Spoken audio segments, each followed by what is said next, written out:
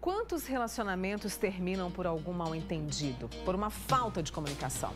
Desde casamentos, amizades e até leva à perda de emprego. Muitas pessoas nem se dão conta que é por causa de uma conversa ruim, vamos dizer assim, na base dos ataques, da agressividade, da prepotência. Hoje, nós vamos encerrar a série comunicando com o amor. Nós estamos tratando a comunicação não violenta. E hoje, claro, a gente recebe a gestora em propósitos, a Tatiana Parreira, e também o psicólogo Leonardo Nogueira, que vai fazer parte dessa conversa. E você, está com dificuldade, não está sabendo conversar direito, ou de repente está passando por uma situação dessa em casa, com os amigos, no trabalho, não está conseguindo se comunicar, então participa com a gente aqui agora pelo 99897-1000. Tati, obrigada por ter vindo mais uma vez. Léo, seja bem-vindo a essa prosa. Bom dia. O Léo, que esteve aqui com a gente, falou tanto sobre autoestima e a falta de comunicação impacta diretamente na nossa autoestima, né? Agora, Tati, para a gente fechar, eu queria que você recordasse quais são os passos para uma comunicação eficaz, uma comunicação não violenta. Então, vamos lá. Bom, os 4 passos são, primeiro, a gente observar, estabelecer um passo de observação, um momento de observação. Às vezes uma respiração já é o suficiente para a gente poder observar o fato. Depois, identificar o que a gente está sentindo com aquilo. Então, respira, identifica o que está acontecendo, observa, vê o que você está sentindo. Depois, qual necessidade minha está ou não atendida diante dessa situação? E então, a gente pede aquilo que a gente precisa. Se posiciona a partir dos nossos sentimentos. Então, ao invés da gente se posicionar a partir do sentimento dos outros, do que a gente acha que eles estão sentindo, ou do que a gente acha que é a intenção deles, ao agir de determinada maneira conosco, a gente estabelece a comunicação a partir do que a gente sente da nossa necessidade. Então, na hora de falar, lembra da importância de olhar para a pessoa, de se colocar de frente e olhar de verdade para a pessoa e unir na frase ou na fala a sua necessidade e o seu sentimento. Então, eu me sinto de tal maneira porque eu preciso de tal coisa. Ou eu me sinto de tal maneira porque tal necessidade minha não foi atendida.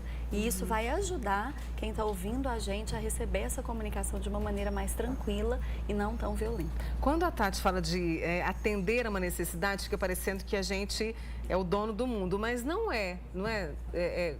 Léo, quando se fala assim, olha, eu estou me sentindo triste porque você não me ajuda, Tati, não chegou a tempo do nosso jantar. Isso, esse é o desafio, porque se a gente fala com essa estrutura, por exemplo, eu estou me sentindo triste porque você não chegou, a gente aí atacou. Já está, exatamente. Então, eu estou me sentindo triste porque eu queria ficar um pouco mais perto de você, eu quero passar mais tempo com você. Essa é a minha necessidade, passar mais tempo com você. Então, não é que o outro tem que atender a gente, não. Isso é uma coisa importante da gente deixar claro. O outro não tem a obrigação de atender às nossas necessidades.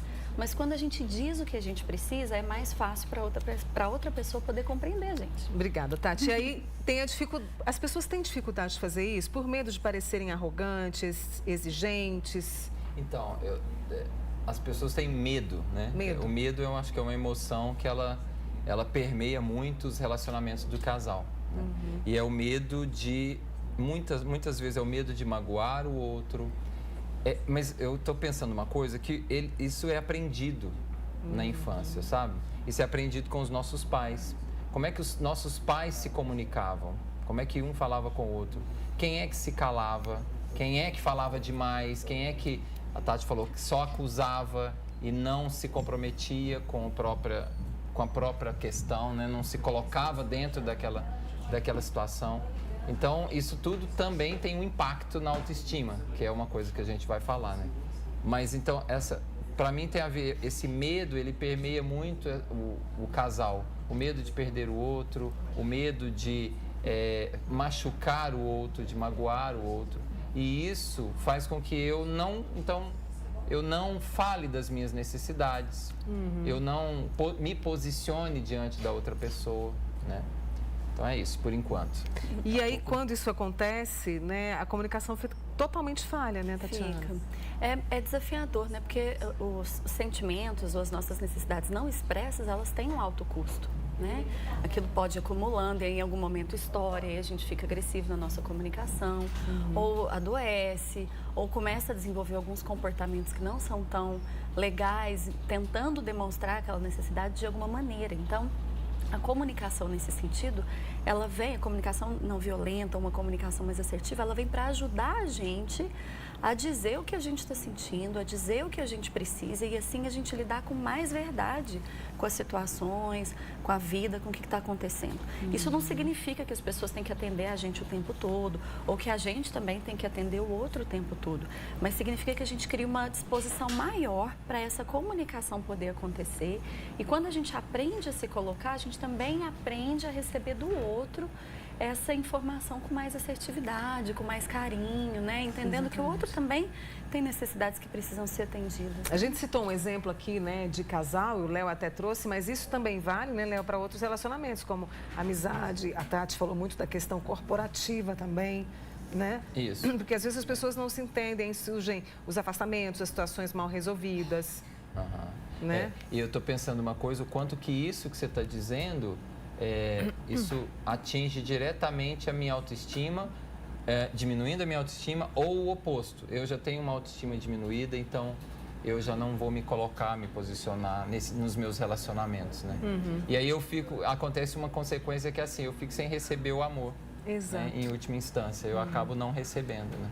E quem está do outro lado, né? Assim, eu penso que quem está do outro lado, que às vezes já tem uma autoestima mais né? Assim, difícil ou diminuída, e se a pessoa recebe uma comunicação que a agride o tempo todo, vai ser muito mais difícil para ela abrir o coração, né?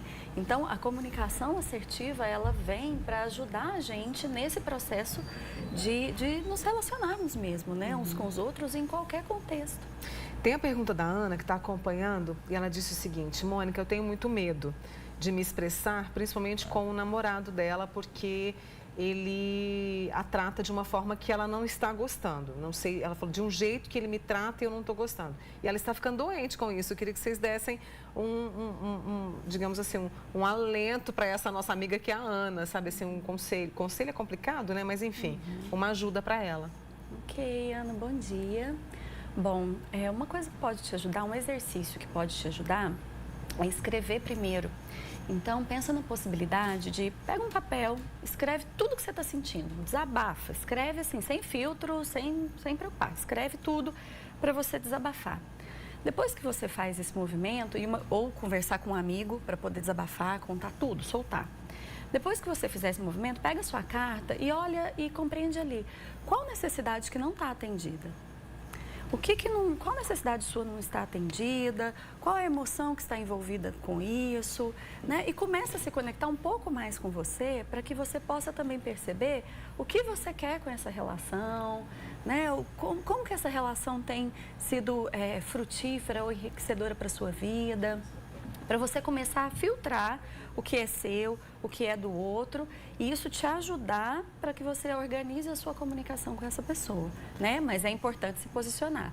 E aí, na hora de posicionar, ao invés de, mas você faz isso, você faz aquilo, olha, eu estou me sentindo de tal maneira em função desse comportamento, porque a minha necessidade de ser respeitada, de ser ouvida, de ser, de alguma maneira, tratada com mais carinho, está sendo desatendida e eu preciso disso na minha vida, é importante isso para mim. Então você vai falar de você, de como você se sente, das suas necessidades e aí o outro pode compreender como aquele comportamento te agride.